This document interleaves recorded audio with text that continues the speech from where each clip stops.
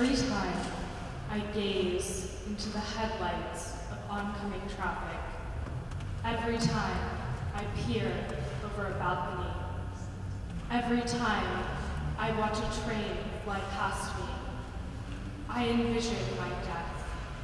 For me, death is not abstract. It is palpable and ironically a living part of who I am. Death flows through my veins, encompasses my soul, and haunts countless aspects of my life.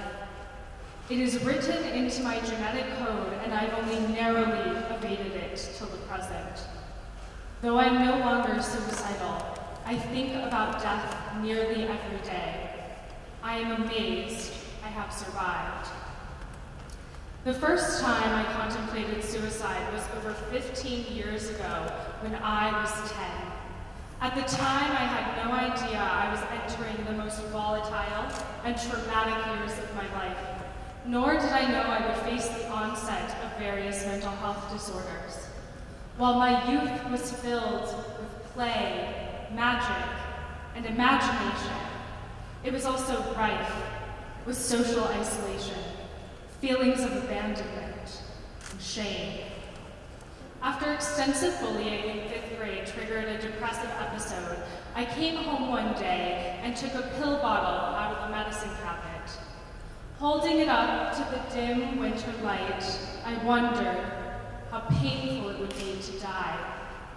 In the early stages of my adolescent development, I did not understand death, but I felt life was too painful to continue. Speaking about suicide responsibly means recognizing it is diverse and complex, and one experience of suicidal ideation, meaning thinking about or planning a suicide, can vary greatly from another. Suicide is not one-dimensional. It involves an impossibly large entanglement of motives, distortions, emotions, traumas, and psychological states. Conversation surrounding suicide is rife with potential for harm and is often limited to highly publicized cases, such as the death of a celebrity. It is critical that we create a space for discussion that is inclusive of all people who experience suicidal ideation, regardless of race or ethnicity, class, creed, gender identity, sexual orientation, age, or disability, not just the most privileged in our society.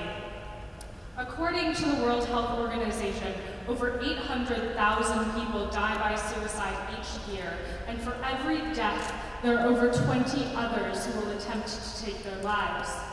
This figure does not include the unreported suicides or attempts, or the multitude of others who experience suicidal ideation but do not move forward with it. Despite a global epidemic, we continue to be silenced by the alienation, stigmatization, and personal and professional risks we face by coming forward with our stories. We should instead be met with patience, attention, and an open mind. When I was 21, I visited the renowned artist of the late 18th and early 19th centuries, Francisco Goya's exhibition in Boston, and watched as my turmoil was born onto a canvas before me. The macabre images exposed an intimate part of my identity, evoking the sense of being naked in a public space. I was delicately suspended at the crossroads of life and death, but unable to acutely articulate my despair, both for fear of rejection and the inadequacy of language. I did not have a plan for suicide and was unaware I could be suicidal without one. Each year, I would begin to subtly lose energy until I was entrapped in a virulent depression that would leave me catatonic for hours at a time. I did not expressly want to die, but I did not want to live either. I would imagine myself curling into a ball in the corner of my bedroom, disappearing from the earth. I knew I needed help, but but the activation energy of seeking it seemed insurmountable when I could barely attend to my most basic needs, like eating. I was at war with my mind, convinced that I was worthless, unworthy of community, unworthy of accomplishment, ultimately unworthy of life. Writer and speaker Andrew Solomon describes depression as the inverse of vitality. I have intuitively understood this all along, and in the past have taken drastic measures to conceive a sense of vitality when in truth all I see is a vast plain of bleakness. As a freshman in university, I took a cold shower, fully clothed, left my dorm room for the frigid winter night to sit in a pile of snow, just to feel something. When driving through meandering roads, I would begin to veer west, chasing the sunset in an effort to escape. I would do anything, taking on great personal risk to inject a sense of feeling into myself. Anything to convince myself that I wasn't a statue, devoid of emotion and frozen in time.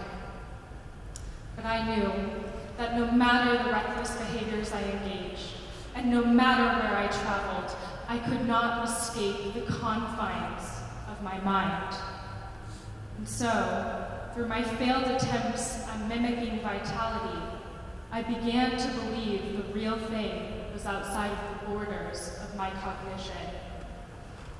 Paranoia and agitation accompanied my depressions. It was like having cicadas swarm my body, taking home in my mind, perpetually buzzing into my skull. It was like having a boulder strapped to my chest, and I would literally catch myself gasping for breath. My mind screeched, "You are stupid, you are unlovable, you are evil."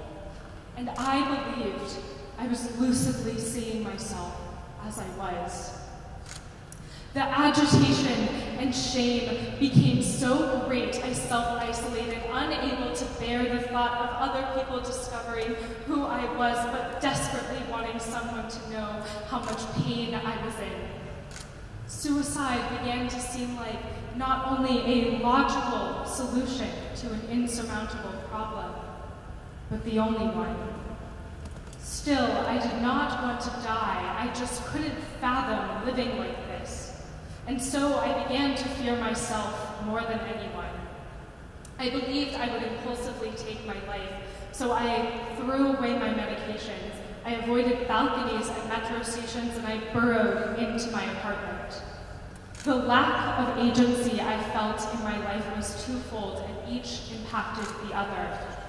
First, I firmly believed that my destiny had already unfolded before me, its banality engraved in stone, resistant to change. And second, I was convinced I would die without my consent. Language, in both its omission and its usage, is a powerful tool in shaping our perceptions of suicide.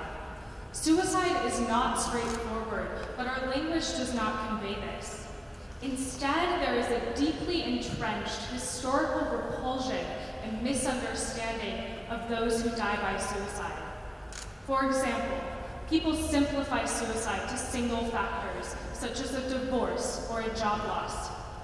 When these events precede a suicide, they may be part of the catalyst for it, but framing them as the only factors undermines the complicated and convoluted nature of suicide. People use terminology like commit a suicide, a failed suicide attempt, or a successful suicide, which criminalize and glorify suicide respectively. People tell us we need to eat healthy, meditate, or exercise, which are all helpful to mental health, but are not a solution to suicide. People express shock when somebody who is deemed successful kills themselves, as though success and suicide are mutually exclusive. People believe a physical ailment is a matter of bad luck or accident, but what happens in your mind is a matter of willpower. People devalue us, telling us we don't seem suicidal or depressed. People joke about suicide, often to hide their true suicidal intentions or to make them palatable for others, but also because suicide is perceived so casually. People castigate each other, saying, "You deserve to die," or "You should just kill yourself," providing external validation for often ingrained beliefs we have about ourselves. People hold harmful stereotypes and labels for those who die by suicide, such as they are insane, weak, attention-seeking, or selfish. People guilt each other, saying, "What would your family think?" or "You have so much good in your life," which makes our sense of self-worth dependent on external sources. On the other hand, people say those who have died by suicide have found peace, which is a statement of complacency that serves to deprive us of peace while we are alive. Or people say nothing at all, helpless and unsure of the right words to use. All of these arguments are wide-ranging and in conflict with each other, but they ensure that those of us who experience suicidal ideation remain silent and invisible. Dismantling the ingrained stigma of suicidal ideation is our collective responsibility. While I believe it is imperative that survivors come forward with our stories when we are able and ready, I also believe it is equally imperative, ideally a prerequisite, that our societal conditions allow us to be met with humanity. Regardless of whether you've been suicidal, I believe death at our own hands is one of our greatest fears. And so we repel or ignore suicide, creating distance from it. But we cannot continue to do this as people die. Individual changes will have a massive reverberating impact on this movement. About a year ago, I decided to hesitantly divulge my suicidal ideations to my closest friends and felt most at ease when I was met with listening and non-judgmental attitudes instead of interjection or unsolicited advice. Educating yourself, learning the warning signs, leaning into your discomfort, and asking people if they're suicidal, and then listening to them are helpful starting points. We must begin to erase the constrictive parameters around how we think about suicidal ideation. I have never once actively tried to kill myself, nor have I made a definitive plan for suicide, but I have been dangerously suicidal countless times in my life. If you have never been suicidal, you may never understand the experience. But that doesn't mean you can't be an engaged, informed, and empathetic force in this movement. I am alive today because somewhere deep within, I found a devotion to myself that won't waver. By accepting the responsibility I owe myself to keep going, allowing my thoughts and feelings to enter freely without judgment, I have learned to address my suicidal ideations and mental health directly rather than subvert them. I have sought treatment through therapy, medication, boxing, support groups, and alternative treatments, and will continue to experiment with what works for me for the rest of my life. I recognize the immense privileges I've been afforded to do this. Quality treatment, flexibility, access to information, and a community that recognizes the need to treat suicidal ideation are not available equitably to everyone or at all. And that, of course, needs to change. After over a decade of desperately searching, I have developed vitality. I am living a life I never thought possible for myself. I have been through absolute hell, but I have also experienced a serenity and a joy so absolute I imagine my arms stretching across the entire world in embrace. I will never glorify or romanticize suicidal ideation, but it has taught me perspective and gratitude and has forced me to cultivate meaning in my life, things that are nearly impossible when you are suicidal. Suicidal ideation has taught me resilience and empathy for others. It is the part of myself I know the most intimately and has shaped me more than anything. If you are still fighting suicide, I am asking you to keep fighting. I was worth fighting for, and you are worth fighting for, especially when you don't believe it. I remember hearing there was hope what felt like a million times when I was suicidal. I remember thinking, this cannot possibly be true. There is no hope for me. I am the exception to hope. But there is hope.